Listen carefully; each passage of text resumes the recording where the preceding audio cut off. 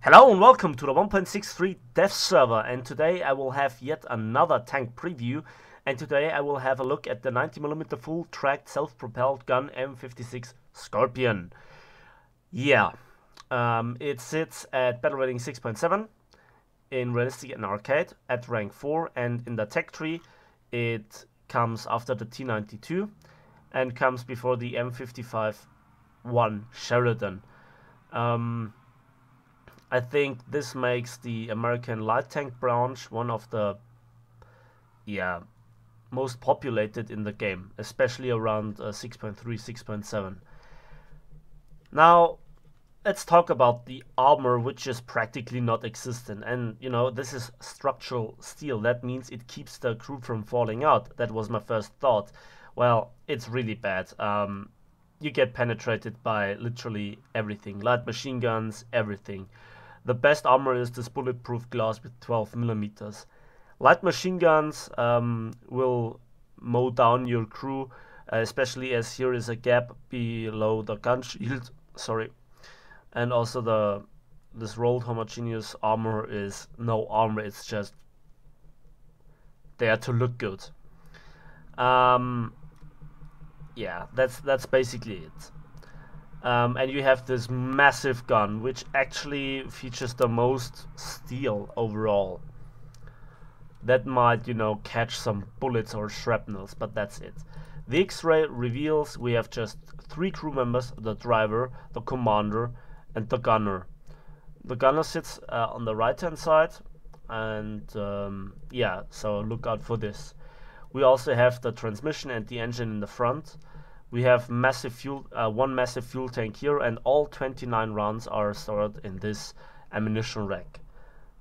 Yeah, so you can see that this tank is highly vulnerable. Let's talk about the mobility. And I have not fully upgraded this tank, but it features 53 horsepower to ton ratio in arcade once being fully upgraded, and still 28 horsepower per ton in realistic battles. And you know, when you don't have the suspension and the tracks upgraded, this thing just slides around like crazy. Talking about crazy, let's talk about the gun. You can see here this is a really big gun for a tiny tank, and in fact is a 90mm M54 cannon with, as I mentioned, 29 rounds. The turret rotation speed is diabolically slow with 5.6 degrees, so you really have to know how to engage your enemies, and also you just have a very limited gun traverse speed. This is more like a tank destroyer than a light tank, so don't count on, you know, being able to rotate your gun. It's like, what is this, 10-15 degrees to each side? That's not good. And you need 6 seconds to fully rotate the gun from one side to the other. Now you have fantastic minus 10 degrees of gun depression, but just 15 degrees of gun elevation. The reload rate is 8 seconds, and that might give you a hint that this gun performs quite similar to the M48A1's M41 cannon. And indeed, the reload rate is quite similar. Let's have a quick look at the crew. My crew is fully upgraded for weapon reloading, and just under 10 seconds base reload. Mine is just under 8, and the top reload for an ace crew is 7.5 seconds. And that is just slightly faster than the M48A1 pattern 3. So if you have played the patterns, you might be pretty familiar to this gun handling, so to speak, with the exception of the gun rotation speed. Talking about familiar to the M48, what's about the ammunition? And oh my, stock ammunition is APCR, the M332 shot. As ASAP researched the M82 shot, which is a really good APHE shell for, you know, shooting people in the side. You do tremendous amounts of damage. but you also should research the M431 shell, which is an heat defense shell with 320 millimeters of penetration, which is not too bad for a battle rating 6.7. The problem is, first of all, it's a tier 3 upgrade. It is a painfully long way to upgrade, even with the ×5 boost. Yeah. So that's the non-existent armor, the X-ray, the horsepower to ton ratio, with the top speed of 45 kilometers an hour in realistic. Now, how does this tank overall handle? Well, to be honest, it's pretty sluggish, but extremely fast in acceleration. The problem is that you're limited to this rather low top speed for the horsepower to ton ratio, which is a little bit disappointing. On the other hand, you are glued to this top speed, even uphills. It's really amazing how fast this thing accelerates and how it keeps its speed. But you just can't simply, you know, do the drive-by shooting like a Hellcat. This is not a Hellcat, and to be honest, I think the Super Hellcat might be a better tank. It features a pretty similar gun with a longer reload, but overall it sacrifices a little bit of speed, to be honest, in terms of acceleration for a better top speed, and also, you know, better gun handling overall. And yeah, so don't be too hyped for this thing. It is very light. I guess it was used by being dropped by aircraft. Overall, I don't like it, and yeah, so flanking is what you have to do. You can't get shot by aircraft. Even, you know, tier 1 biplanes will wreck you. You just have 3 crew members. Even with the crew replenishment upgrade, you're pretty helpless. This is literally a glass cannon. I'm not sure if I was not in the right mood today or whatever, but I couldn't make this work too much. You know, long-range sniping is not its favorite thing. But yeah, I think the best way to make this thing work will be ridgelines. It has a fantastically good acceleration, even uphill, so you get into position really fast. You can maneuver quite nicely. You have also a fantastic reverse speed, so take your shot and reverse, reposition, take the next shot, and so on.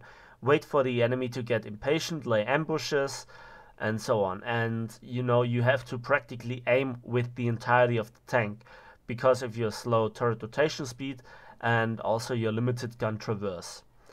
I think that's it for this tank preview. In the following, I will show you some gameplay.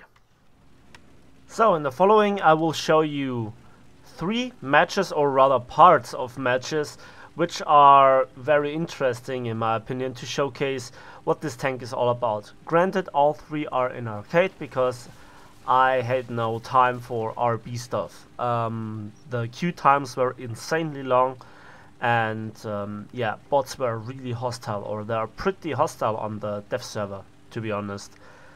And they have aimbots, so you die always with 1 shot.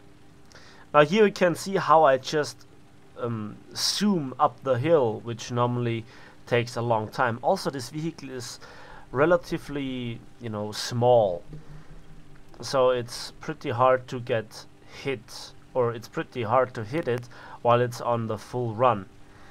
And you also can go hull down on even small ditches. And there you can see how slow the turret rotation speed is, and so on.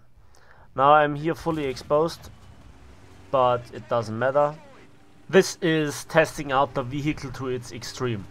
Now, the advantage of going hull down in this vehicle is that there is not a lot of for the enemy to shoot, but you can see the suspension is really wiggling forwards and backwards.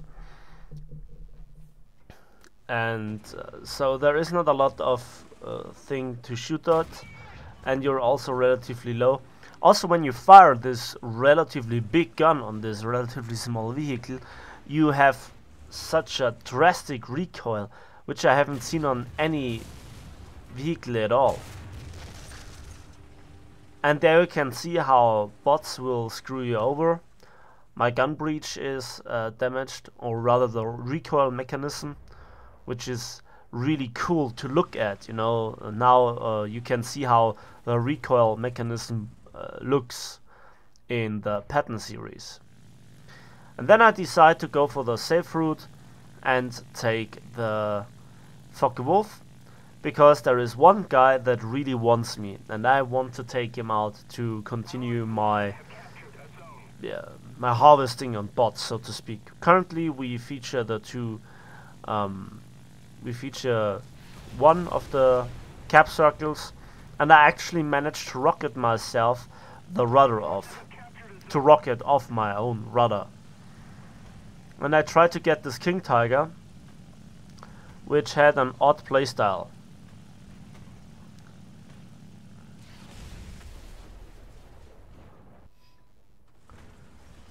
So, back into business. And you know, this flanking position is what you have to make work all the time. And I have no idea where this shall go, where those shall go. And you can see how the suspension struggles to keep up. So this is actually pretty devastating for, you know, getting snapshots. It takes a significant amount of time to get the gun on target.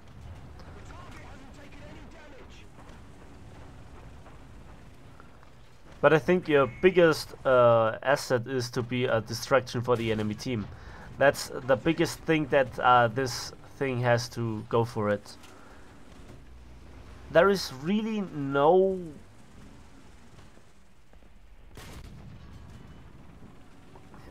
point in this vehicle. It's literally a 90mm gun, open topped. It doesn't have significant firepower for its tier, even with the heat shell, because of it having no machine gun, you know. And so I got more and more the feeling, what's the point of this vehicle? Now the Walker Bulldog, for example, is really fast. Features a turret, it features APDS, it is a nasty surprise when it's in the side of the enemy team. The next thing is the T92, which features a good heat shell and has machine guns to you know, gun down fences and stuff. But this thing comes after those two vehicles and is less protected, even less protected than the T92 or the Walker Bulldog, therefore. And it also can't defend itself that well. And while it does have a really high horsepower to ton ratio, it can't fully make use of it because of the limited speed. Yeah, and to use the recoil for reverse acceleration looks really nice, to be honest. I'm not looking forward to upgrading this tank. It is a tier 4 upgrade. It is a tier 4 vehicle, so that means I have to definitely fully upgrade it. And this is interesting. Look at the kill cam.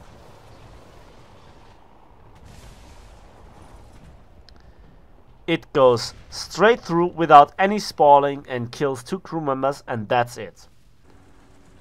Now the next match is on Berlin, and it actually shows another vulnerability for this vehicle that shouldn't come as any surprise.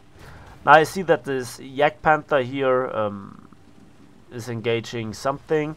I slide and look at the turret rotation speed. Oh god. Yes, I should have used an APHE shell. Yeah, and I do hear some side scraping. Don't ask why. Just taking out the transmission. I should really have used the APHE shell. And then I look at the radar and see this Challenger, and he makes a stupid move. He reverses. I crit his engine and transmission and set it on fire.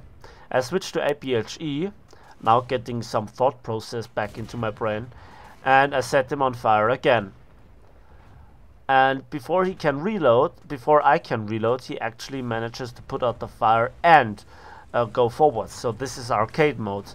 And now I don't know what to do. And I thought I could rush him, but this guy just... My gun rotation speed was just not fast enough. And there you can see the fantastic reverse speed. And I repair. I'm just sitting here repairing, you know, and there is an artillery strike. Now I'm tried to fire through this house, but it seems like the APHE shell was not able to go through.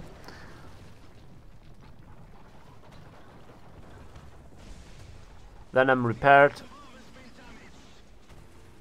A bot goes forward. I crit his engine, set him on fire, and I tried to take cover into this position, but yeah, and there you can see, have a look at the kill camera. This is just simply an open crew, and actually it was the fuel tank that exploded. And so I hopped into the next match, and I was here on the second battle of El Alamein, I guess. I captured here the first far away gun capture point, and let's have a quick look at the mobility. This is, by the way, not fully upgraded, without all the upgrades, except the tracks, I guess.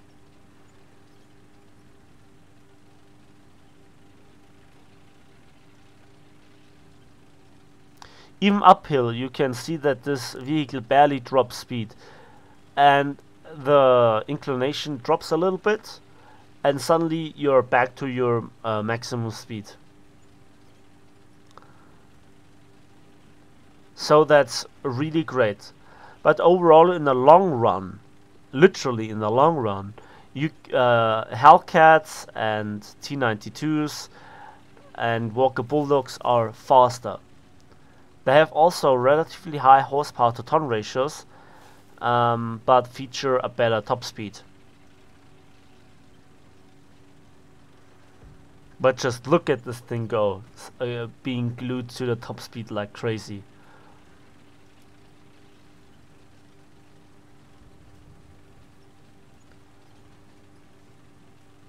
And then I just simply want to get into the cap circle and capture it.